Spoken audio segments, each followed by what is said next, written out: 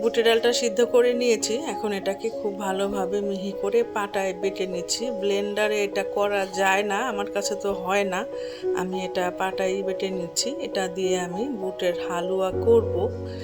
শবে বরাতে আমাদের দেশের ট্র্যাডিশন অনুযায়ী, মানে বিশেষ করে ঢাকার ট্র্যাডিশন অনুযায়ী আমরা কয়েক পদের হালুয়া তৈরি করি। চালের গুঁড়ির রুটি তৈরি করি, সেটাই আজকে করে দেখাচ্ছি আপনাদেরকে। হালুয়াটা আমি রেডি করে নিচ্ছি।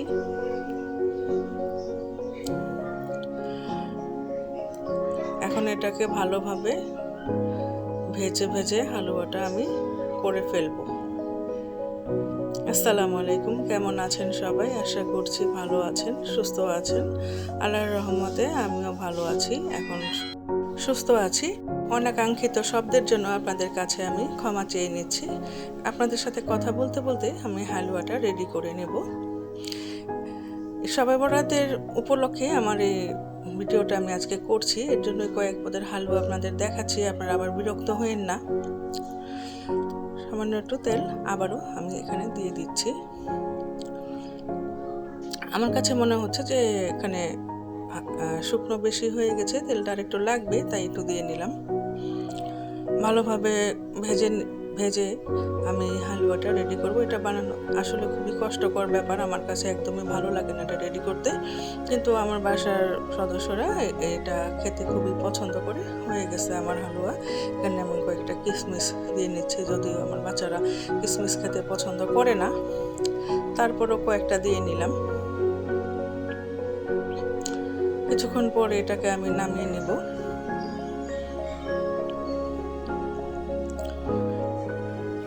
খুবই ব্যস্ততার জন্য আর শারীরিক অবস্থাটা একটু খারাপ হওয়ার জন্য আমি এখন প্রতিদিন ভিডিও আপলোড করতে পারছি না, সেজন্য আপনারা বিরক্ত হবেন না। একটু ঘি দিয়ে নিলাম। আমি আগে অবশ্য সয়াবিন তেলের সাথেও একটু ঘি দিয়ে নিয়েছিলাম, এখন আবার একটু দিয়ে নিলাম। এখন আমি এখানে দুধের হালুয়া রেডি করব। এটা আমরা খুবই পছন্দ করি, আমার বাসার প্রত্যেকটা সদস্যই এই হালুয়াটা খেতে পছন্দ করে। আমার বাচ্চারা তো খুবই এটাকে পছন্দ করে, সেই জন্যই এটা একটু বেশি করে করছি। নারকেল দিয়ে দিচ্ছি, এর মধ্যে চিনি দিয়ে দিলাম। ভালো করে আমি এটাকে ঘন করে নেব। একটু এলাচ দিয়ে নিলাম, এখানে এলাচের ফ্লেভারটা খুব ভালো আসে, অন্য কোনো কিছু আমি দিলাম না। এটা ভালোভাবে ঘন হয়ে আসবে। ঘন হয়ে আসলে আমার এটা রেডি হয়ে যাবে। দেখুন এটা কীরকম ঘনত্বের হবে। ঠান্ডা হলে আবার আরেকটু ঘন হয়ে যাবে। এটা দিয়ে চালের রুটি দিয়ে খেতে খুব ভালো লাগে। বাচ্চারা তো আর ঝাল খেতে পারে না। কিশমিশ দিয়ে নিলাম, ওরা হালুয়া দিয়েই খাবে। আমি অবশ্য মাংসের তরকারি দিয়ে চালের রুটি খেতে পছন্দ করি। এখানে আমি একটু পায়েস করছি, এখানেও ওই পায়েসের মধ্যেও আমি দুটো এলাচ দিয়ে নিয়েছি। এখানে আমি কিন্তু কোনো রকমের পানি ব্যবহার করিনি, ঘন দুধ দিয়ে আমি পায়েসটা রেডি করছি। তার মধ্যে আবার একটু গুঁড়া দুধ দিয়ে নিলাম। পায়েসটা আমার অবশ্য রেডি হয়ে গেছে, সেটা আর দেখালাম না, সেটা আপনারা বুঝতেই পারছেন। এখন এখানে আমি আরেকটা হালুয়া তৈরি করব। দেখুন এটা হচ্ছে মাখান্দি হালুয়া, অথবা আমরা এটাকে সুজির হালুয়া বলি। আপনাদের যার যেটা ইচ্ছা বলতে পারেন। এটা আমি খুব অল্প পরিমাণেই করছি, খুব বেশি করব না। এখানে আমি সামান্য ফুড কালার ব্যবহার করেছি। আমি ভেজে রাখা সুজিগুলো পানিতে ভিজিয়ে রেখেছিলাম, সেটাই দিয়ে দিলাম। এখন আমি এটাকে নেড়ে চেড়ে রান্নাটা করে নেব। সুজিটা ভালোভাবে ফুটে উঠছে। কয়েকটা কিশমিশ দিয়ে নিলাম।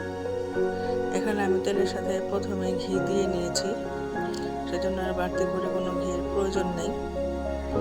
এটা আমার রেডি হয়ে গেছে। এখন আমি এখানে মাংস রান্না করব, মুরগির মাংস। তার জন্য পেঁয়াজটা ভেজে নিচ্ছি। পেঁয়াজটা খুব ভালোভাবে ভাজা হয়ে গেলে আমি এখানে মাংসগুলো দিয়ে নেব। আমি একটু লবণ দিয়ে নিলাম যেন পেঁয়াজটা তাড়াতাড়ি ভাজা হয়ে যায়। পেঁয়াজটা দেখুন বেরেস্তার মতো হয়ে এসেছে। এর জন্য এখন আমি এখানে মুরগির মাংসগুলো দিয়ে ভালোভাবে ভেজে নিব। লবণ আরেকটু দিয়ে নিলাম।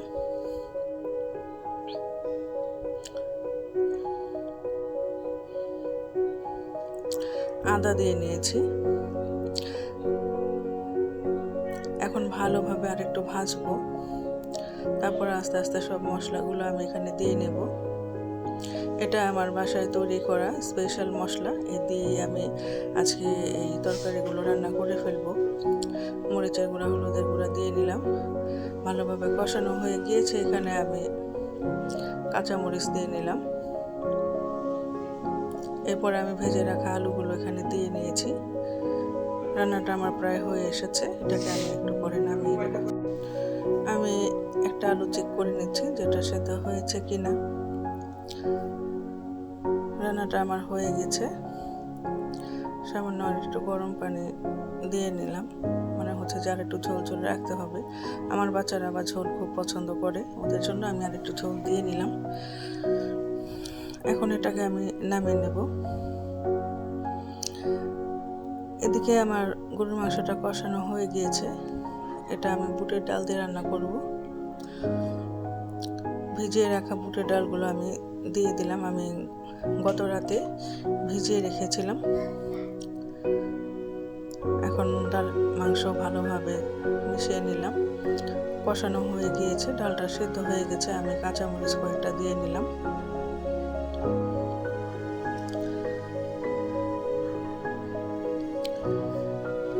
বুটের ডালের তরকারিটাও আমার রেডি হয়ে গেছে। তো যাই হোক, আমি আজকে যা যা রান্না করছি বা আরও যা যা রান্না করব সব যদি আমি এক ব্লগে দেখাতে চাই তবে ব্লগটা অনেক বড় হয়ে যাবে। সেটা আপনারা দেখবেন না, আমাকে বকাবকি করবেন। এর জন্য আজকে এ পর্যন্তই আমি করব। তারপরে যা কিছু আমি রান্না করেছি বা করব সেগুলো আপনাদেরকে নেক্সট পার্টে দেখাবো। আজকের ভিডিওটা এই পর্যন্তই থাক। আশা করছি আমার ভিডিওটা আপনাদের কাছে ভালো লেগেছে, আপনারা কেউ বিরক্ত হন নাই। আমার ভিডিওটি দেখার জন্য অসংখ্য ধন্যবাদ। কিন্তু এগুলো আমি আপনাদেরকে, এখন ভিডিওটি বড় হয়ে যাচ্ছে, এগুলোকে আর আমি আলাদা করে পরিবেশন করে দেখাতে পারছি না। খোদা হাফেজ।